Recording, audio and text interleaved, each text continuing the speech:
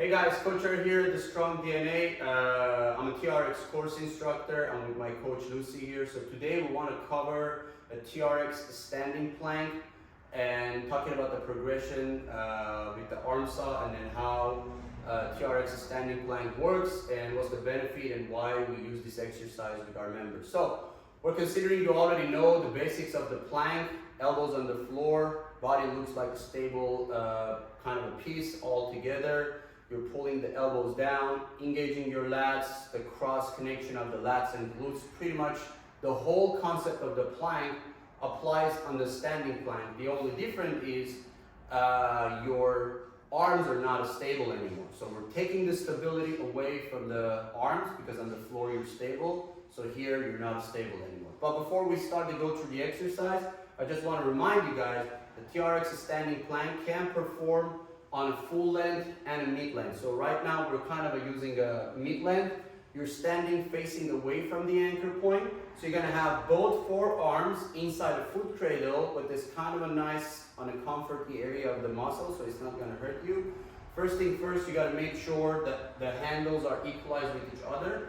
And then we always ask the people to start with a complete stable position. So walk all the way forward, up, up, up, up, up, up, up. So I wanna make sure people understand their stable position, and now from there we ask them to squeeze their feet because that's kind of a give them the feeling of the pulling the lats down when they're squeezing. And then from here we're going to ask them to start stepping back, step back, step back, step back. As you step back, that's good.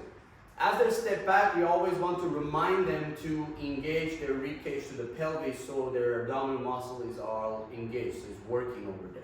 Now from here, again, one of the ways that you can make this exercise hard is by getting closer to the anchor point, so there will be more tension on the core.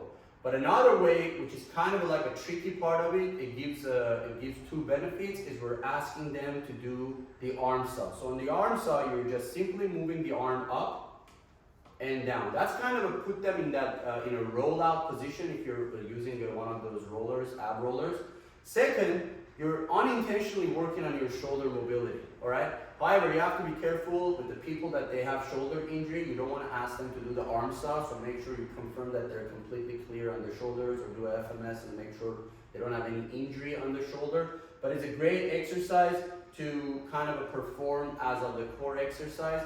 Last thing about the TRX arm saw is when you're on that plank position, just getting very quick in a plank position. If you have your legs more away from each other, look at legs more away, more, the patient is going to be more in a stable position. So if you want to make it harder, have the legs more close to each other.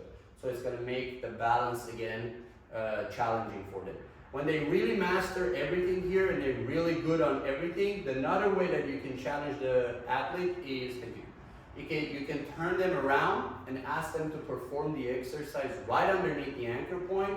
And I highly recommend for your pro athletes, try that and see their faces. That was all about TRX standing plank. Hope you enjoyed.